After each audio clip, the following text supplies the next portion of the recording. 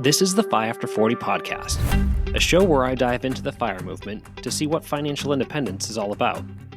I'll share the steps I've taken to start my journey toward becoming financially independent, and along the way I'll bring in others who are on a path of their own. You'll hear stories and advice from people who have reached their version of FI, and from those like me who are still finding their way. This is a show for anyone who wants to learn, grow, and connect with others. This is FI After 40.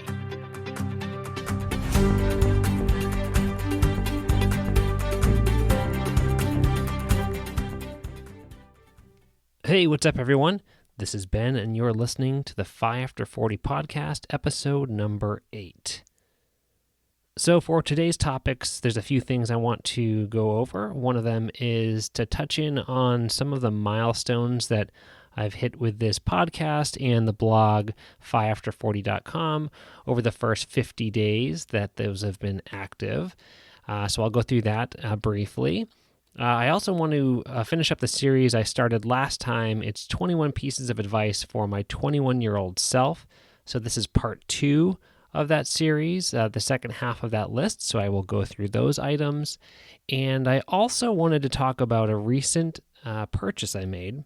Just this week, I splurged on something, and I want to talk through the decision-making process I went through in order to make that. So I'm going to go through my EFIT checklist for buying stuff to talk about what kind of decision points I needed to review before making a purchase while I'm in the process of paying off my debt still. As always, I want to take a second to just remind you to subscribe on Apple Podcasts or whatever service you're using. I'd love a review. I haven't seen any reviews on Apple yet. I know that those don't always come through if it's the same country or if it's a different country. So there might be some out there that I just haven't seen yet. But I would love to see some reviews from people who have listened to this just to get some feedback, whatever you have to say. That would be awesome. Also, you can reach out to me on social media. I'm at FI After 40 on Instagram, Twitter, and Facebook. So jumping into some of those milestones I mentioned. This project, I guess, I've been working on for the last 50 days about. This week I hit that milestone, and so I just wanted to walk through some of the checkpoints I've hit with this podcast, the blog, and kind of how things have looked on social media as well. So with the podcast, this is episode number 8. Overall, I've hit right about 200 listens or downloads with this podcast. So that's actually probably exceeding what my expectations were coming into this. I really had no idea what the audience would be. And I've really seen kind of a spike in the last week or so in particular. So I'm very happy about that. I'm thankful for the feedback I've received from people. And hopefully this is worthwhile and worth the time you take to listen to it. I do appreciate you taking that time out of your day to listen through this. So podcast has been really enjoyable for me, and I hope it's been helpful for people who have listened to it. With the blog, I've put up 14 different blog posts over the time that this has been active. The website has seen 1,300 or so hits, a little bit more than that, so that's great. It's kind of interesting to see some of the data of people going over and kind of how many pages they might look at, and so that's been kind of a cool thing. I'm kind of a data nerd, so that's really interesting for me to do some analysis on kind of page views and duration of visits, and that stuff has been kind of interesting. But the blog has been really, I think I saw a big spike when I was on a couple of different daily news updates that kind of shared some of my articles. So that really helped out a lot. But as always, if there's topics that you think might be helpful, I would love feedback from people. I'm also looking to do some guest posts on other people's blogs and vice versa, have people post on my site as well. So if that's something that you're interested in, definitely fill out the collaborate section on fiafter40.com. It shoots me a message and we can talk about doing some kind of exchange on blog posts or whatever it is. But I would love to kind of work with other people as well in that area. As far as social media goes, I think I've seen the biggest impact in Instagram. I'm actually, by the time this post, I will have hit 1,000 followers, and that's a pretty cool benchmark to hit. I know that there's plenty of people out there with far more than that. It kind of blows my mind when I see some of the people that have, 50,000 followers or 100,000 followers or 1 million followers. It's really crazy that there's that many people using Instagram, but it's obviously a big service. It's really popular. So just hitting 1,000 to me is a cool milestone. I'm really appreciative of people that have followed me there, and hopefully the content I've put out there has been helpful and engaging as well. And I would say that that's really the biggest thing for all of this, whether it's the blog or the podcast or on social, just having those connections of people and seeing the response and some of the positive feedback. I had someone who messaged me today through Instagram and said, hey, you nudged me to do something over the weekend, and I really had a breakthrough today on something in my life. So that's crazy. That's amazing to me that anything that I would say or do is going to have a positive impact to help encourage somebody to make a step in their life. So again, very thankful for the feedback I've received from people and hoping to keep this going and really looking forward to the future to see where this all goes. Shifting over to the blog post that I mentioned, 21 pieces of advice. I have part 2 is up on the website now. So if you're interested in reading through that in detail, be sure to do that. But I'm going to touch on numbers 11 through 21 and just kind of briefly go through each of those points to give you a sense of kind of what my thought process was as I was adding those to my list. So number 11, credit cards are dangerous. Credit cards, I've come to the realization that they're not inherently bad. Credit cards can serve, a lot of good for people, especially if you're using them for travel hacking or different kinds of rewards. But they're definitely something that I think, if I'm thinking back to myself as a 21-year-old, having access to a credit card, it's really easy to get access to that, and it's also very easy to use. And the downside there is just establishing those bad habits about buying stuff, instant gratification rather than saving up and really working towards things. That's the downside to it. And I think I got into a habit where it was way too easy for me early on to use my credit card, and it was a habit that I wish I hadn't really gotten into. Number 12 is people like you more than you realize. This is interesting because I actually had an exchange on the blog with somebody about this, and it's the idea of kind of leveraging my personality and saying, hey, people like me. I should be able to leverage that into opportunities in life. And I feel like maybe I have missed that opportunity. I haven't been as assertive as I could have been. And you get to this kind of place where, well, if you're trying to leverage your personality, is that really being fake? And, I think the intent of this point was not to look at it from a perspective of, trying to win people over in a fake way, but really more of understanding that I get along with people in general, and that's something I'm fortunate, and that's a strength perhaps. And how does that help me to, with self-awareness, to be assertive and when I'm connecting with people because of that personality, that's going to open some doors for me. So again, I think it's more of a self-awareness angle that I'm coming at this from, rather than trying to kind of, leverage my personality to trick people or to be fake. But I think that this is something that I kind of wish over time that I had been a little more assertive with taking advantage of maybe some of those relationships to open some doors in my life. Number 13 is stay in touch with your friends. This is something that probably most of us have some kind of similar thought process with, where there's people that you've just lost track of over time, you've lost touch with, and I definitely fall into that school. There's people that I was really close with in college that I just, over time, whether it's geography or having kids or just getting, wrapped up in your jobs. There's a lot of reasons and excuses why you lose track of those friends. But this is something I think there's less and less reason to justify that these days. It's just so easy to keep in touch with people. And I think that maybe subconsciously for me, I'm somebody who thinks, okay, well, I've posted some pictures on social media, so that kind of counts, right? I put up a picture of my kids or somewhere I went out to eat. So in some way, I'm indirectly keeping in touch with people. But just because I'm putting things up on social media on my personal accounts is really no substitute for actually taking the time to reach out to people, even if it's just a text message, but especially over the phone. I mean, that's just kind of a lost art. Spending time talking to people is something that I've really gotten away with over the years. And I do wish that I had kept that as more of a habit. And thankfully, it's something that I can put more energy into moving forward.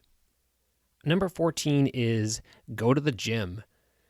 I have always struggled with staying on top of staying active. There, countless times in my life, I've started going to the gym, and after a week, 2 weeks, maybe 3 at the most, I kind of fade out of it and lose track of it. And it's again, this isn't a vanity thing. This is something where it's more from a health perspective. I've seen as I've gotten older what happens when I'm not active. I get just kind of random aches and pains for no particular reason, and it's frustrating and it causes some anxiety. It's like, what's wrong with me?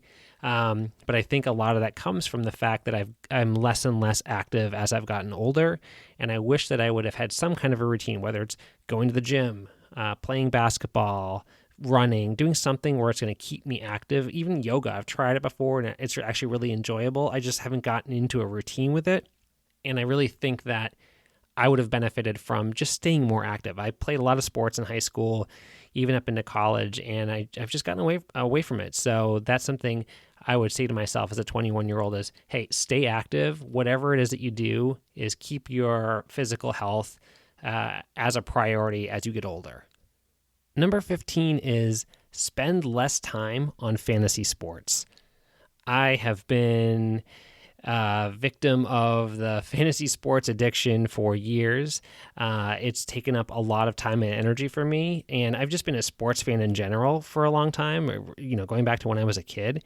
And I think that that's a great thing. I love sports. It's a great way for me to bond with friends and with my dad, and now and actually with my son, he's become a big sports fan. So it's been a really cool way to spend time with people.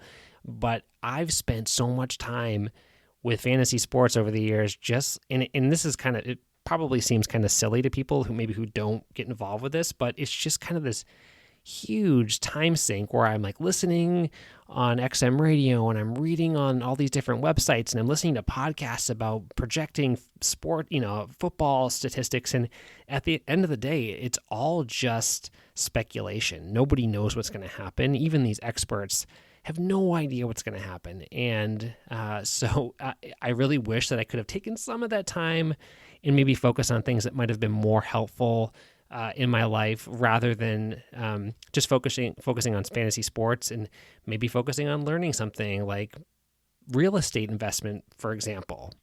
Which takes me to number 16, get an investment property as soon as you can. I had no idea what real estate investment was all about until really maybe a year, 15 months ago. And ever since then, I've really learned a lot, and it's become a big focus of mine. It's a goal of mine to get into investing in real estate, into multifamilies.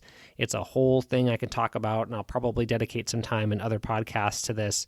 But man, if I had known the value of investing in real estate, not just in your primary residence, because I think that that's kind of, flip a coin whether or not that works out, but an investment property where you own a multifamily and you can rent it out to, if it's a duplex or a triplex or whatever it is, you can have your tenants pay your mortgage for you, whether you're living there, which significantly reduces your living expenses, or if you're just renting it out to other people, having them pay your mortgage down for you. It's just an amazing investment opportunity and something that never registered for me until about a year ago. And I think if I 15, 20 years ago had bought a property or two, what that appreciation would look like now would be amazing. So, but I didn't do it then. I have the opportunity to do it now, but that is one of all of these. This is one of those ones that I really wish I had learned about earlier in my life. Number 17 is start saving for retirement as soon as you can. So anyone listening to this goes without saying. I don't really need to get into this very deep. I didn't start saving for retirement. I actually let my employer put some money aside for me, but I never did anything until really recently. Huge mistake, obviously. Again, don't need to get into the specifics, but I think I'd run some numbers to just kind of speculate like, okay, well, if I had, let's say 1999, started putting away $5,000 a year, what would that look like now? And it was something like $230,000. And that would just be a nice chunk of change to be sitting on right now for not a lot of money out of my pocket year over year. So starting that investment in retirement early on That's definitely a missed opportunity for me. Number 18 is host a podcast. Podcasts didn't exist, I think, when I graduated college, but at some point after I was out of school, they became a thing, and I think I really missed the boat on jumping on this earlier. I've just enjoyed it so much. It's one of my favorite things that I do now with my spare time. And my background is I was in radio in college. That was a big part of my experience when I was in school. After I worked for a radio station for a little while as well during my internship. So I have a lot of background in like audio production and some of this stuff. And I wished I had jumped on the podcast bandwagon earlier. It's still on an upward trajectory and it's growing, so it's cool for me to get into this now. But again, it would have been nice for me to jump in on this a little bit earlier in my career. Number 19 is keep skiing. You live in New Hampshire, dummy. I skied in high school a handful of times, enough that I learned how to do it, and I was okay. And then I did not ski until this year. So that's 26 years without skiing. And I've lived in New Hampshire for the majority of that time. I did live in LA for a while, in New York for a while, but really that was just a few years. So most of this time I've been within an hour, 2 hours of all kinds of ski slopes, and I just never got into it. And, you know, for anyone who lives near mountains, who lives near the snow, who's into this kind of thing, it's one of the best things to do in the winter, and I've really missed out. But again, with many of these things, I'm picking it back up now, and I'm so glad that I finally went back out and did it because I had so much fun. And I'm hoping that this is something that I can now continue with the remainder of my life because, you know, again, living in New England, you've got such access to this, and it's such an amazing experience. Number 20 is don't become addicted to your smartphone. Again, smartphones didn't exist when I was in college. They came out much later, and it's something where probably most of us, you're either listening to this podcast on your phone or maybe you're reading the blog on your phone. It's just a way of life, and that's not a bad thing. There's a lot of advantages to having access to all this stuff on your phone, but the specific area where it still bites me is when my kids are around and I find myself looking at my phone when they're trying to talk to me. And any parent who's experienced that, you know, you catch yourself in those moments and you're like, wow, I'm sending a really bad message to my kid where they just want to engage with me and I'm not paying attention because I'm scrolling through who knows what on my phone, Twitter or ESPN or whatever it is. None of that is more important than those face-to-face interactions. And that's a lesson that even though I know it now, it still has become kind of muscle memory. So it would have been great to have a little more intentionality around how I'm using my smartphone, especially around my kids. And the last one on the list is number 21. Just because you're thin doesn't mean you're healthy. So I mentioned, you know, I played sports growing up, and I haven't been particularly active as I've gotten older, but I have still stayed pretty thin over the years. My body type hasn't changed a lot. And I think the downside of that is that it gives the illusion of me being healthy. And I really haven't been. I've started the last couple of years to really focus more on better eating habits, eating more vegetables. And actually, I'll tell you what happened with vegetables is I signed up for like a farm share, this CSA service that a local farm did deliveries on a weekly basis of all fresh vegetables and fruit.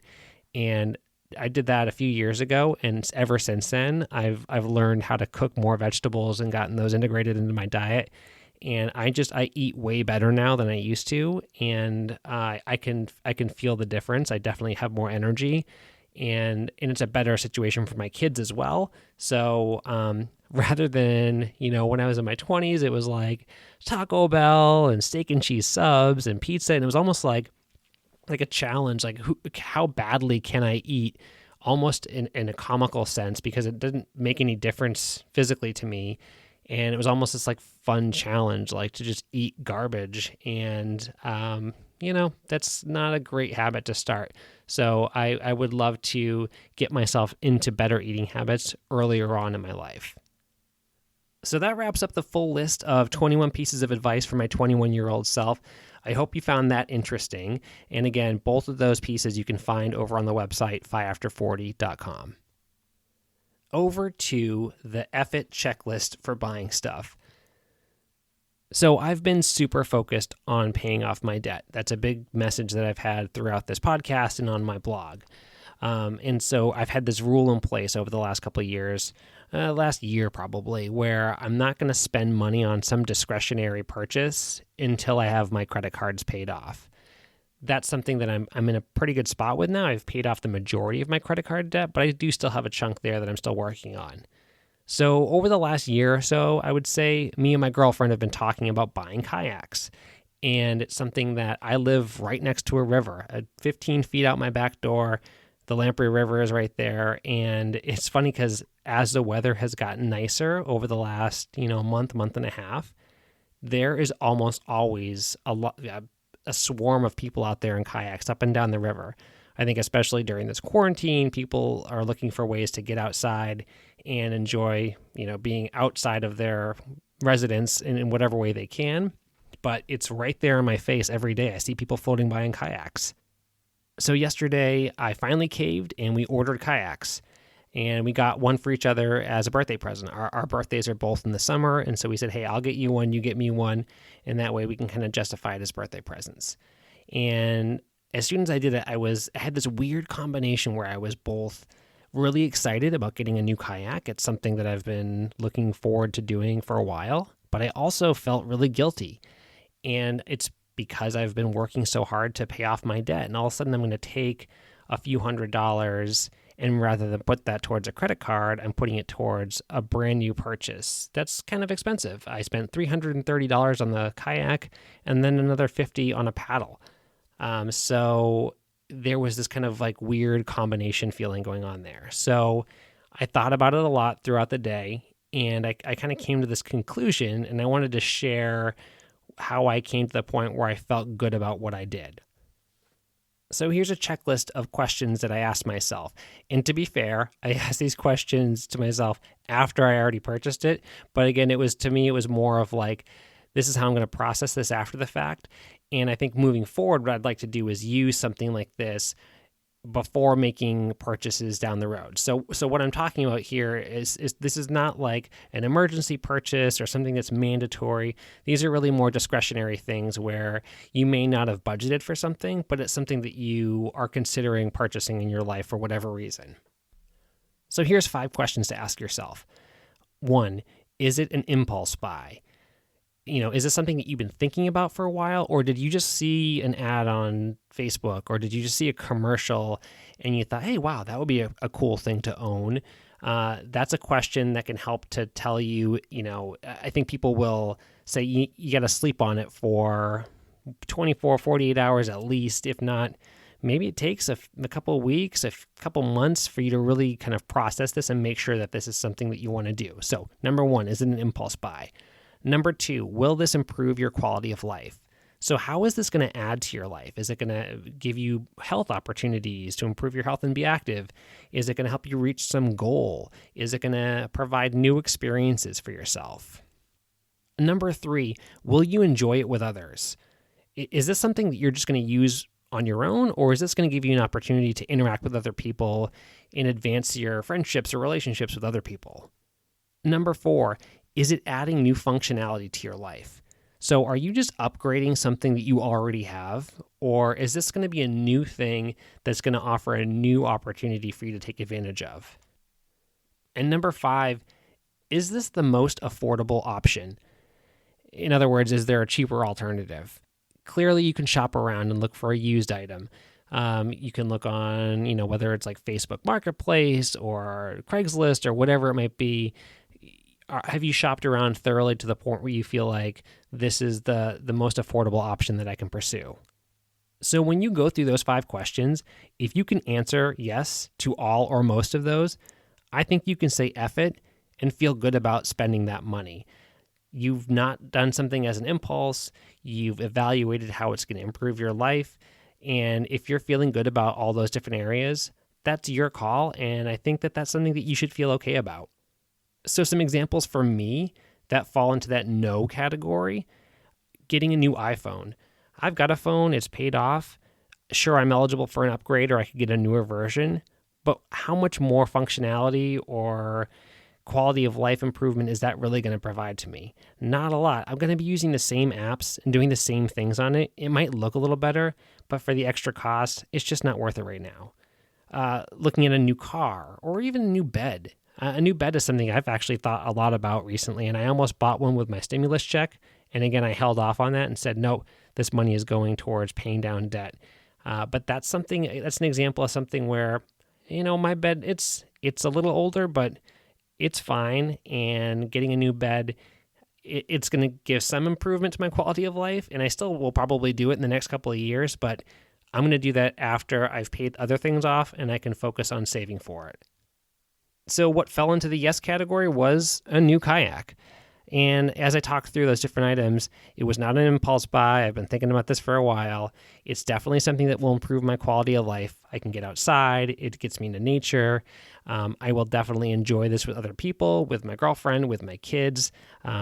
It's a way for us to bond and kind of spend time together.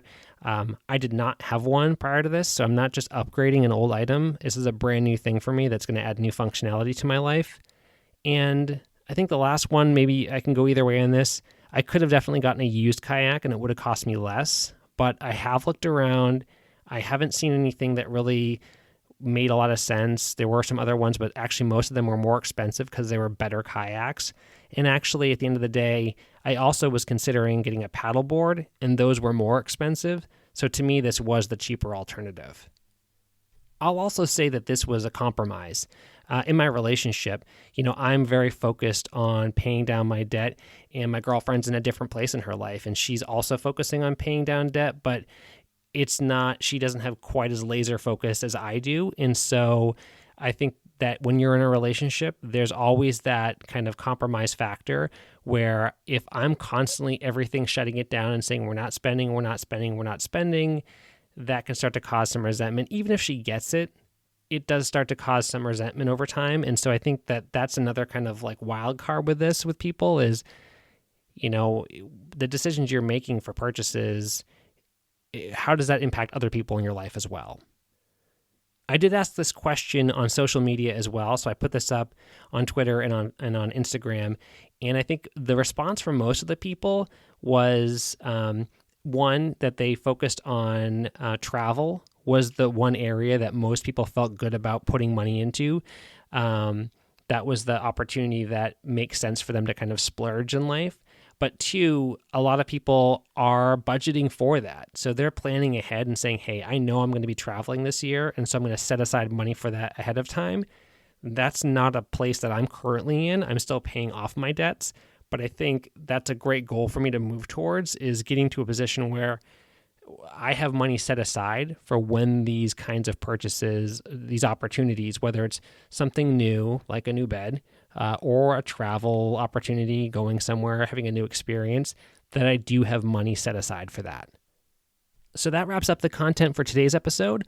Hopefully this was helpful and interesting for you.